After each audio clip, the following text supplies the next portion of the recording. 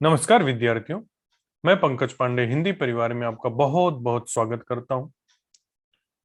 आज की वीडियो में हम आपके लिए राइटिंग स्किल से संबंधित बहुत ही महत्वपूर्ण टॉपिक लेकर आए हैं, जिसका नाम है पत्र लेखन।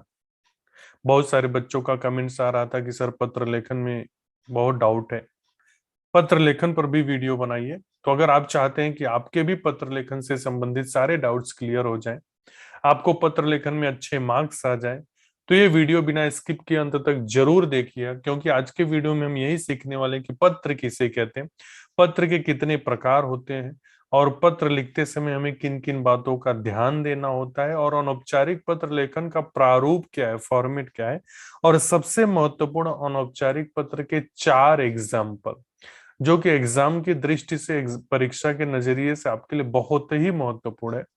अगर आपने ये चारों एग्जाम्पल अच्छे से लिखकर प्रैक्टिस कर लिया तो आपको पत्र लेखन में अच्छे मार्क्स लाने से कोई नहीं रोक सकता। तो आइए शुरुआत करते हैं, और सबसे पहले देखेंगे पत्र किसे कहते हैं। और इसके पहले यदि आपने चैनल को सब्सक्राइब नहीं किया है तो चैनल को सब्सक्राइब करके बेल आइकन का बटन दबा दें, जिससे आगे आने वाले वीडियो आपको जल्द से जल्द मिल सके। और यदि वीडियो पसंद है तो वीडियो को लाइक, कमेंट और दोस्तों में जरूर शेयर करें, क्योंकि मेरा एक ही लक्ष्य है कि एग्जाम में आपको अच्छे मार्क्स आ जाए तो मैं समझूंगा मेरा मेहनत सफल हुआ। इसलिए वीडियो को लाइक, कमेंट और दोस्तों में शेयर करते रहें। तो आइए परिभाषा देखते हैं। जब हम अपने मन की भावनाओं एवं विचारों को दूसरों के सामने लिख कर प्रकट करते हैं तो उसे पत्र लेखन कहते हैं। जब अपने मन की भावनाओं को, अपने इमोशंस को, फीलिंग्स को, थॉट को दूसरों के सामने लिखकर प्रकट करते हैं तो वो पत्र लेखन कहलाता है। दूसरे शब्दों में बात करें तो पत्र लेखन मानव के विचारों के आदान प्रदान का बहुत ही सरल और सशक्त माध्यम है। एक दौर था जब पत्र बहुत लिखे जाते थे, लेकिन आज मोबाइल के जमाने में, व्हाट्सएप, फेसबुक, इंस्टाग्राम, ईमेल के जमाने में इसकी उपयोगिता कम हो गई। फिर भी हमें ये सीखना है, क्योंकि हमें एग्जाम में अच्छे मार्क्स लाने पत्र लेखन में। तो अब पत्र के प्रकार की बात करें तो पत्र 2 प्रकार का होता है। पहला फॉर्मल लेटर, जिसे बोलते हैं औपचारिक पत्र। दूसरा इनफॉर्मल लेटर, जिसे बोलते हैं अनौपचारिक पत्र। अब रही बात औपचारिक पत्र, तो औपचारिक पत्र पे वीडियो मैंने पहले ही बना दिया है। वो आपने नहीं देखा है तो डिस्क्रिप्शन बॉक्स में लिंक मिल जाएगा, उसे जरूर देखिए। क्योंकि आज के वीडियो में हम अनौपचारिक पत्र का प्रारूप और उसके एग्जाम्पल्स देखेंगे। तो औपचारिक पत्र हम उन्हें लिखते हैं जिनसे हमारा व्यक्तिगत संबंध नहीं होता, पर्सनल रिलेशन नहीं होता। और इस पत्र के अंतर्गत प्रार्थना पत्र, शिकायत पत्र, आवेदन पत्र, संपादकीय पत्र, व्यवसायिक पत्र, ये सारे पत्र आते हैं, जिसपे मैंने वीडियो पहले ही बनाया, उसे एक बार जरूर देख लें। दूसरे नंबर पर आता है अनौपचारिक पत्र। तो अनौपचारिक पत्र हम उन्हें लिखते हैं जिनसे हमारा व्यक्तिगत संबंध होता है, जैसे हमारे मम्मी पापा, हमारे दोस्त, हमारे रिश्तेदार, हमारे अपने। इनको हम अनौपचारिक पत्र लिखते हैं। वैसे अनौपचारिक पत्र का तो कोई नियम नहीं होता, क्योंकि हम अपने मन, इमोशंस, फीलिंग्स, अपनी भावनाओं को लिखते हैं, लेकिन फिर भी एग्जाम में हमें ध्यान देना है। अब औपचारिक पत्र की बात करें तो इसमें बधाई पत्र आता है, शुभकामना पत्र आता है, निमंत्रण पत्र आता है, जो हम अपनों को ही लिखते हैं, जिनसे हमारा पर्सनल रिलेशन होता है। अब बात करते हैं अनौपचारिक पत्र लिखते समय हमें किन किन बातों का ध्यान देना है। तो बहुत सारी बातें बच्चों को पहले ही पता है। भाषा सरल और शुद्ध होनी चाहिए, स्पष्टता होनी चाहिए कि हम बधाई पत्र लिख रहे हैं, कि शुभकामना पत्र लिख रहे हैं, कि निमंत्रण पत्र लिख रहे हैं, कौन सा पत्र लिख रहे हैं वो स्पष्ट होना चाहिए। संक्षिप्तता होनी चाहिए, पत्र में अनावश्यक विस्तार नहीं करना चाहिए। कम लिखो, काम का लिखो, अच्छा लिखो। नेक्स्ट, शिष्टाचार। पत्र में शिष्टाचार का, आदर का, रिस्पेक्ट का भाव दिखना चाहिए। हम जिसको पत्र लिखेंगे उसके अनुसार उसे रिस्पेक्ट का भाव दिखना चाहिए, आदर का भाव दिखना चाहिए। और आखिरी, आकर्षकता। पत्र का आकर्षक व सुंदर होना भी बहुत जरूरी है। तो ये सारी बातें हैं पत्र लिखते समय ध्यान देने वाली। अब बात आती है कि अनौपचारिक पत्र का फॉर्मेट क्या है, अनौपचारिक पत्र हम लिखते कैसे हैं। तो ये रहा अनौपचारिक पत्र का फॉर्मेट, जिसमें 99% बच्चों को डाउट रहता है। अगर आज का वीडियो आपने देखा तो guaranteed, believe me, trust me, आपको पत्र लेखन से सारे डाउट्स क्लियर हो जाएंगे। तो अनौपचारिक पत्र की शुरुआत ही करते हैं नाम, पता और दिनांक से। अब नाम किसका? प्रेषक का नाम। प्रेषक मतलब पत्र लिखने वाला।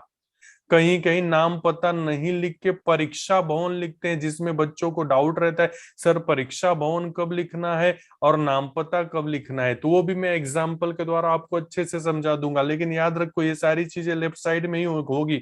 किसी किसी स्कूल में बोलते हैं राइट साइड में, किसी में बोलते हैं लेफ्ट साइड में, तो इसमें भी बच्चों को डाउट रहता है। अब जितने वीडियो देखोगे उतने आपके डाउट्स बढ़ेंगे, इसलिए ये वीडियो देखने के बाद कोई वीडियो देखो ही मत, या इसके पहले भी वीडियो देखा है तो भूल जाओ उसे। अगर ऐसा पत्र लिखा तो बिलीव मी, ट्रस्ट मी, आपको अच्छे मार्क्स लाने से कोई नहीं रोक सकता। तो शुरुआत प्रेषक के नाम पता और दिनांक से। अगर नाम नहीं दिया है तो हम नाम और पता की जगह लिखेंगे परीक्षा भवन। उसके बाद संबोधन, यथोचित यथा उचित संबोधन करेंगे। पिताजी को लिख रहे हैं तो आदरणीय पिताजी, मित्र को लिख रहे हैं तो प्यारे मित्र, भाई को लिख रहे हैं तो प्रिय अनुज, प्रिय अग्रज, मतलब उचित के जो उचित हो ऐसा संबोधन।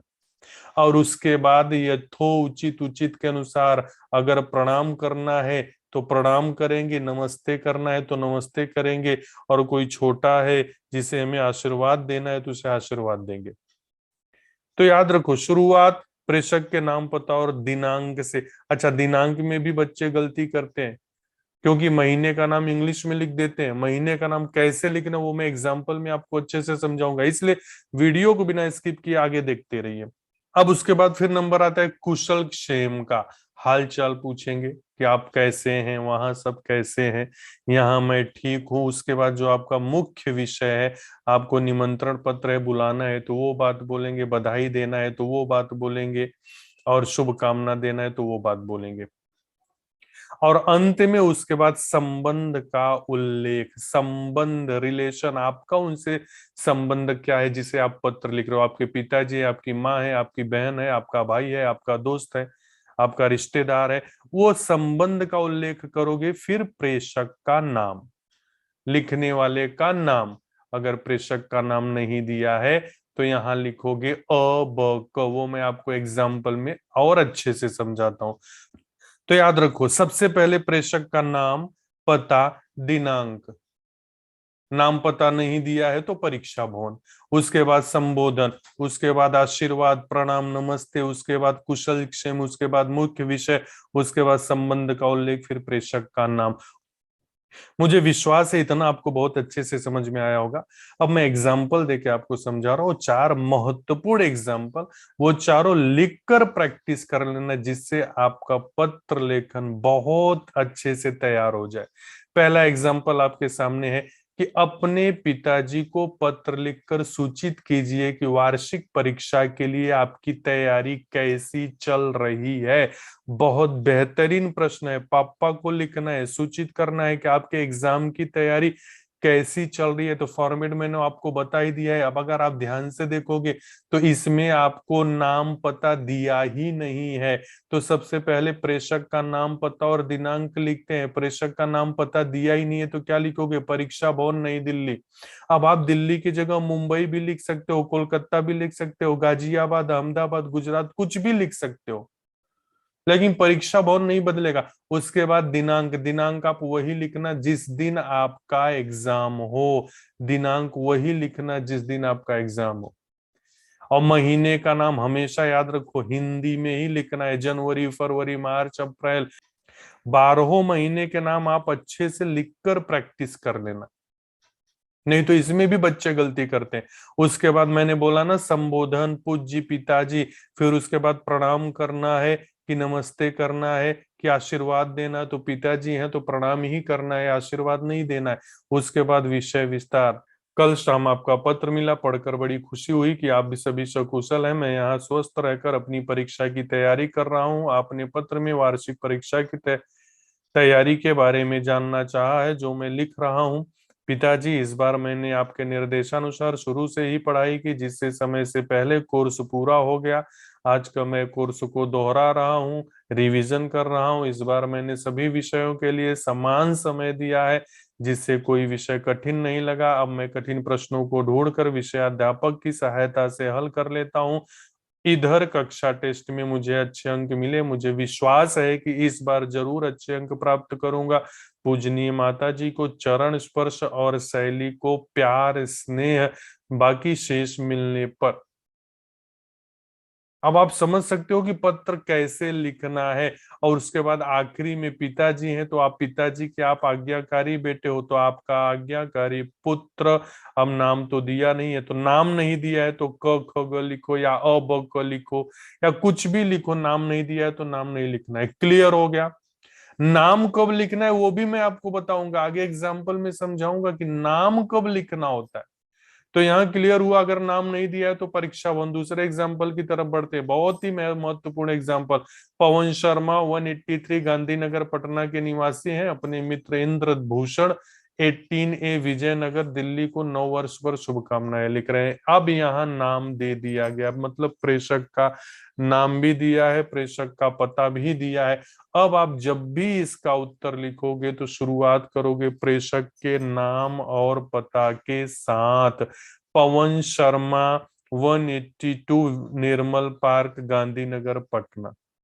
अब यहाँ आप परीक्षा भवन नहीं लिखोगे, बच्चों को यही डाउट रहता है, तो नाम दिया है तो 110% नाम लिखना है, नहीं दिया है तो परीक्षा भवन, उसके बाद दिनांक, उसके बाद संबोधन प्रिय इंद्रभूषण बोला था, उसके बाद प्रणाम करना है तो प्रणाम, नमस्ते बोलना है तो नमस्ते, स्नेह बोलना है तो स्नेह, उसके बाद विषय विस्तार, और उसके बाद तुम्हारा मित्र पवन शर्मा। यहाँ मित्र नहीं लिखा है, टाइपिंग मिस्टेक है, उसे सुधार कर लेना। तुम्हारा मित्र पवन शर्मा, अगर ऐसा पत्र आप लिखोगे तो डेफिनेटली आपको अच्छे मार्क्स मिलेंगे। लिख कर प्रैक्टिस कर लो। तीसरे एग्जाम्पल की तरफ बढ़ते हैं। विद्यालय में प्रथम स्थान प्राप्त करने पर, प्रथम स्थान उत्तीर्ण होने पर अपने मित्र को बधाई पत्र देना है। अब यहाँ भी आपको नाम और पता नहीं दिया है तो शुरुआत करेंगे वैसे ही, प्रेषक के नाम पता और दिनांक के साथ। प्रेषक का नाम तो दिया नहीं है तो उसकी जगह पे परीक्षा भवन नई दिल्ली, उसके बाद दिनांक, फिर उसके बाद प्रिय मित्र, मित्र को संबोधन करेंगे मधुर स्मृति या मधुर स्नेह, फिर उसके बाद विषय विस्तार, फिर उसके बाद तुम्हारा मित्र अब।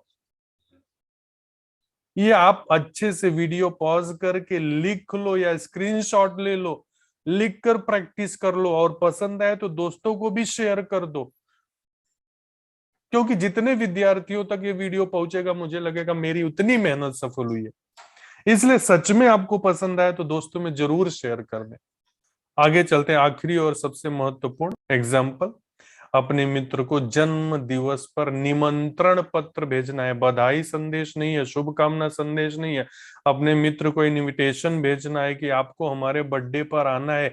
तो यहाँ भी नाम नहीं दिया है तो यहाँ भी आप प्रेषक में लिखोगे परीक्षा भवन नई दिल्ली, फिर उसके बाद डेट, फिर उसके बाद प्रिय पंकज, स्नेह, आशा है आप स्वस्थ होंगे, मैं भी यहाँ कुशल हूँ मित्र, इस बार मेरा जन्मदिन धूमधाम से मनाने की तैयारियां चल रही है। 20 मार्च को मेरा बर्थडे मनाया जाने वाला है, मैं चाहता हूं कि आप 19 मार्च को पहुंच जाओ ताकि सभी कार्यक्रमों में आप शामिल हो सको।